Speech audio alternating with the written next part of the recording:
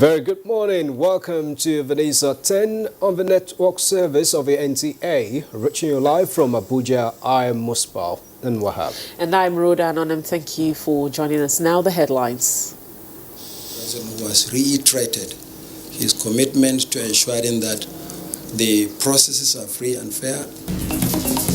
President Buhari tasked INEC and the Nigeria Police to provide secure environments for Nigerians during elections.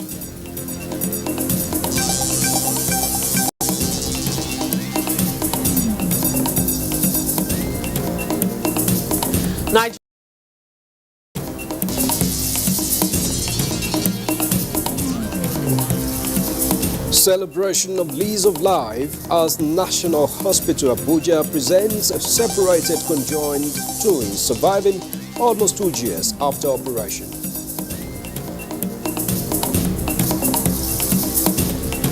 And in sports, Asisa Toshola wins African Best Women Player for a record 4th time.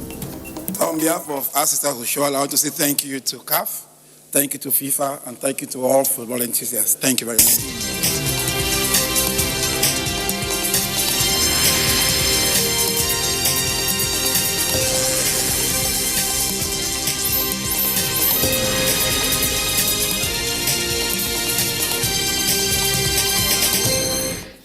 Thanks a lot for staying tuned into Vanessa 10. President Muhammadu Buhari has charged the Independent National Electoral Commission, INEC, and the Nigeria Police not only to be firm and fair, but provide a level playing and secure environment for all in the discharge of their responsibilities. The President affirmed his resolve towards engendering a free, fair and credible electoral process in the country at a strategic meeting with the INEC Chairman, Professor Mahmoud Yakubu, and the Inspector General of Police, Mohammed Adamu. State House correspondent Adamu Sambe reports. President Muhammadu Buhari has never hidden his desire and commitment to bequeath to Nigerians an electoral process that is free, fair and credible. This meeting with officials of the nation's electoral umpire and the #1 law enforcement officer could best be described as walking the talk. All litigations in respect of the last general elections have been finalized. As a result, 30 national and state assembly elections have been nullified. 2 of the elections have already been conducted, while January 25th has been fixed for the remaining 28 across 11 states of the Federation, and INEC says it is ready. President Muhammadu Buhari wants to see both the outstanding and other subsequent elections as great examples in terms of credibility. We met with His Excellency Mr. President, who has reiterated his commitment to ensuring that the processes are free and fair and the environment secure for that to happen. We will, using the court order, rerun elections and also some by-elections as a result purely of the act of God, the death of some members of the National and State Assemblies, as well as the forthcoming Edo and Ondo governorship elections, really set the pace for the kind of election that Nigerians desire. And this is our commitment and the assurance that we have given the President. The Inspector General of Police, Mohammed Adamu, assured the President that the Nigeria Police will not shirk its responsibilities in the provision of a secured political environment. There must be secured environment. And in securing the environment, the security strategy have to be reviewed and have to be enhanced so as to have an election that violence will not be tolerated, value snatching will not be tolerated. Those that usually participate in such actions, like the politicians, the security agencies, and INEC officials, this time around, they will not be allowed to do that. We shall make examples of anybody that wants to use violence to achieve his aim during the electoral process. And this is the beginning of the process to make sure that this country from now onward gets election that will be exemplary to the rest of the world. The strategic engagement held behind closed doors also had in attendance the Chief of Staff to the President, Abba Kyari, and the Director General, Department of State Services, Yusuf Magaji Bichi. From the State House, Adamu Sambu, NTA News. Meanwhile, President Muhammadu Buhari this Tuesday granted audience to the former governor of Lagos State and chieftain of the All Progressives Congress, Bola Ahmed Tinubu, in furtherance of his strategic engagement with critical stakeholders towards taking Nigeria to the next level. State House correspondent Adam Musambo has more details. The engagement between President Muhammadu Buhari and Asiwaju Bola Ahmed Tinubu on the state of the nation was the first in the year 2020. Discussions held behind closed doors centered on the security, stability, and socio-economic development of Nigeria. Speaking to newsmen shortly after, Chief Bola Ahmed Tinubu described the New Year message by President Muhammadu Buhari to Nigerians as thought-provoking and reassuring. His New Year message resonated very well. We have to relax, show concern for the people of the country, and see to the effort of the president that we manifest in the new, united, and prosperous country.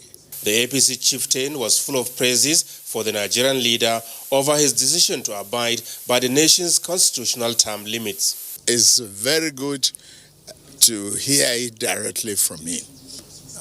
And to me, I say congratulations to a man of character and integrity. I was in the trench and in the opposition to a third-term agenda of a former leader of this country with Muhammadu Buhari, Mr. President. I know he will never. He has the courage and the character to refuse such a temptation, even if offered to him. I believe in him, and I believe Nigerians should, believe in him. Asked to comment on the zoning formula by the governing APC for presidency in the next general elections, Asiwaju Bola Ahmed Tinubu insists that time is not ripe for politicking. From the State House, Adamu Sambo, NTA News. And away from the State House, Borno State Governor Professor Babagana Umara Zulum has expressed dismay over the worrisome attitude of security personnel at Jimtolo Checkpoint, Konduga local government area of Borno State. The governor made this known on his way to Jakana town, which was attacked by Boko Haram terrorists. The alleged extortion by military personnel at Jimtolo Checkpoint was as a result of insurgency attack on Jakana town in Konduga local government, which necessitated the need by the military to identify passengers plying the road by producing their national ID card, a situation that forced passengers and commuters to spend hours on queue. Worried by the development, Governor Babagana Umara, who was on his way to Jakana town to sympathize with victims of the insurgency attack, said, "Government is doing everything possible to ameliorate hardship faced by the people. As such, any attempt that will cause discomfort to the citizen will not be tolerated." Those people in the checking point are receiving 500 naira per person, 1,000 per person. No any reasonable government can accept this one. And with the insurgency, there was an attack in Jekana. Boko Haram came with 5 gun trucks. I was coming from Mauli, and I was told even by Major General B on the road fighting Boko Haram on this road to stop and not go beyond Benishek. There was a fight for 2 hours. 3 Boko Haram were killed. Their corpses are still with us. Nobody is disputing this. He said possibility of getting the national ID card has not been created, noting that this has brought more problems to the people of the state. However, the theater commander Operation Lafia Dole, Major General Olusegun Gabriel Adeniyi, said the congestion in Maiduguri, Mahmoud Goni, NTA News. Meanwhile, the Nigerian Army headquarters is to investigate the alleged extortion of commuters by its personnel at a military checkpoint along Maiduguri-Damaturu Road. This was in reaction to the allegation made by the Borno State Governor, Professor Babagana Zulum, when he encountered an alleged incident on the route. In a statement by the Nigerian Army Operations Media Coordinator, Colonel Aminu Ilyasu says the Army is committed to conducting its constitutional role professionally and enjoins Nigerians to call the toll-free code 193 for any act of misconduct by its personnel.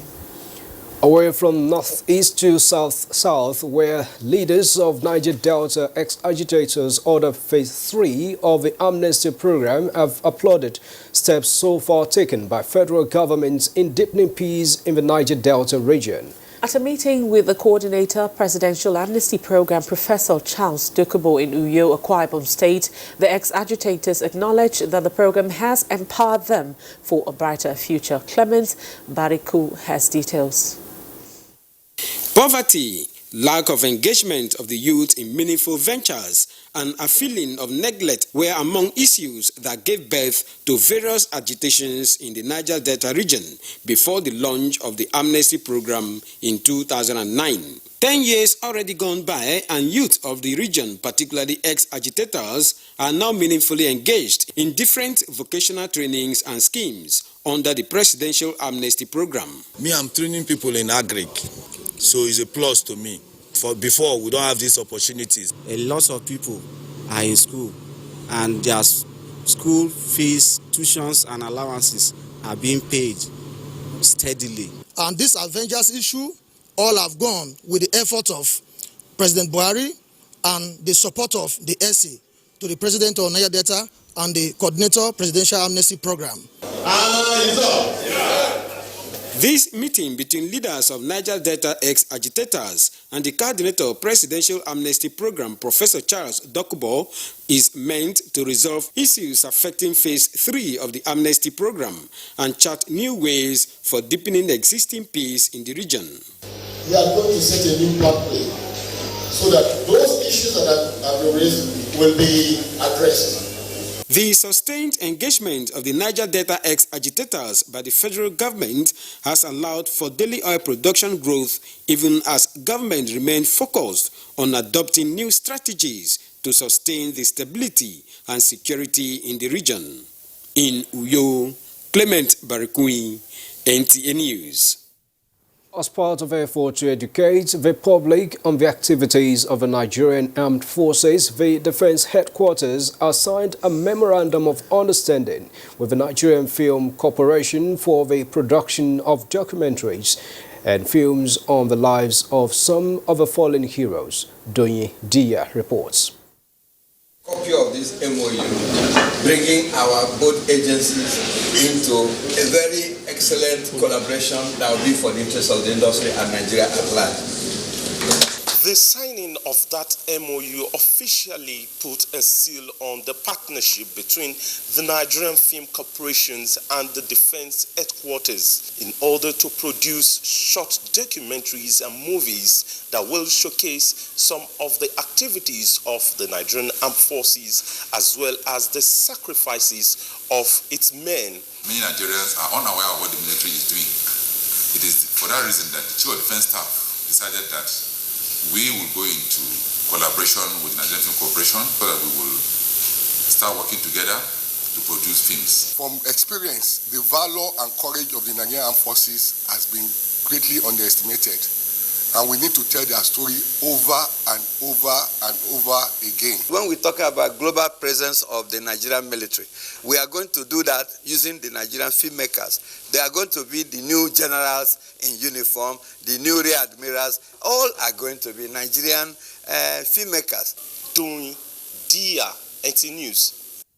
The Nigeria security forces are working continuously to return those taken hostage by Boko Haram to their families, friends and communities. In doing this, the government has full confidence in their ability to accomplish the task.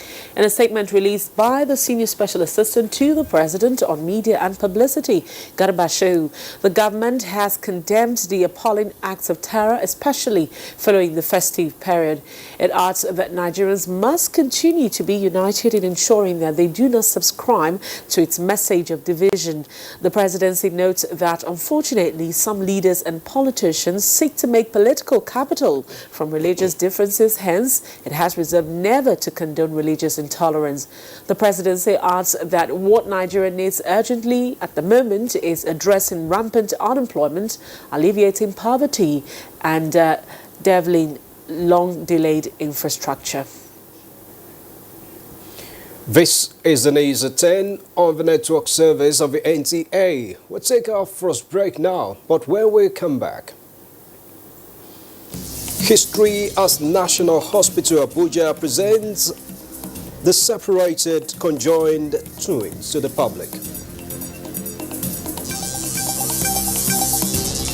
Electricity Regulatory Commission debunks increase in electricity tariff. Details after the break.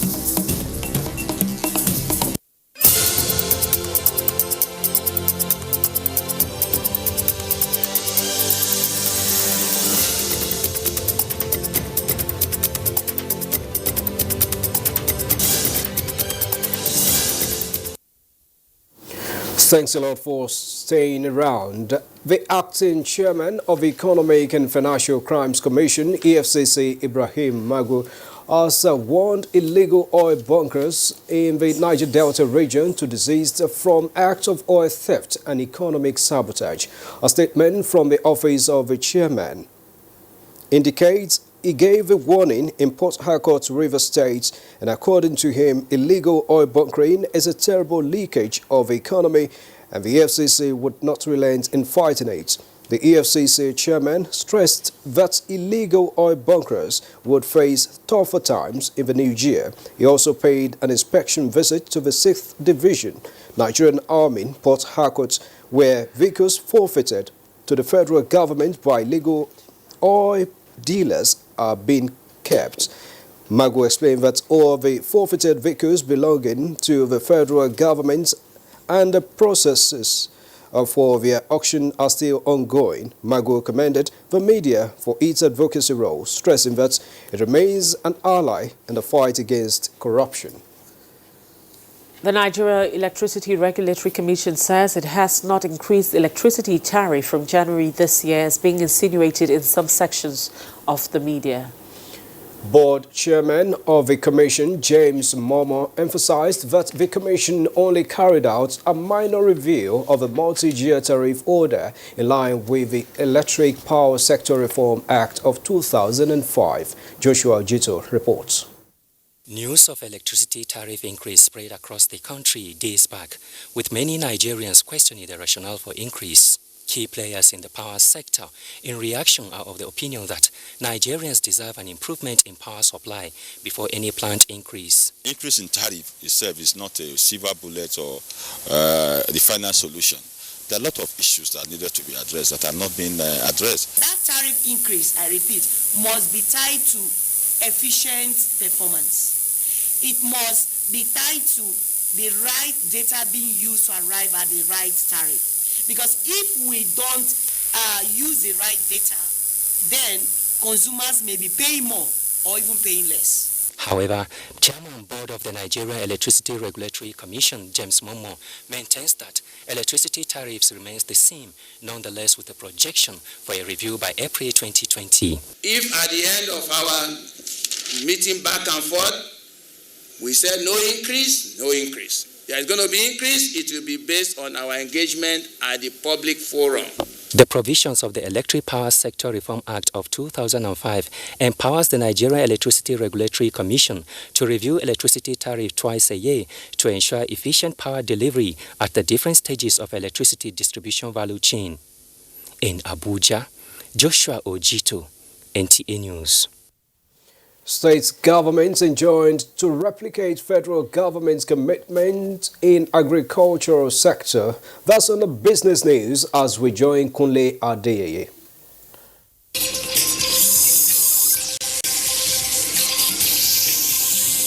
The federal government has committed much resources to agriculture, which has increased local food production with less dependence on importation.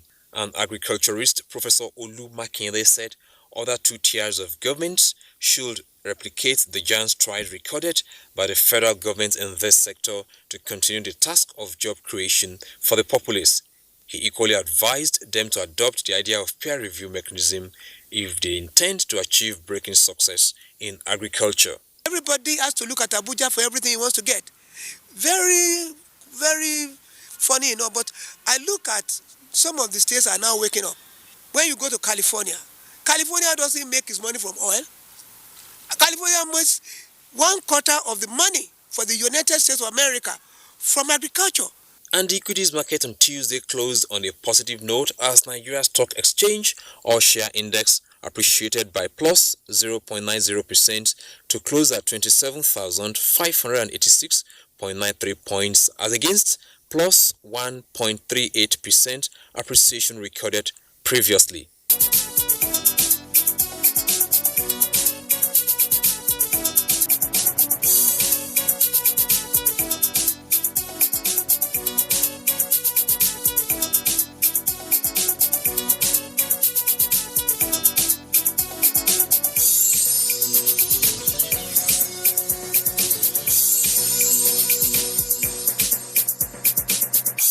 With business news, I'm Kunle Adeyeye.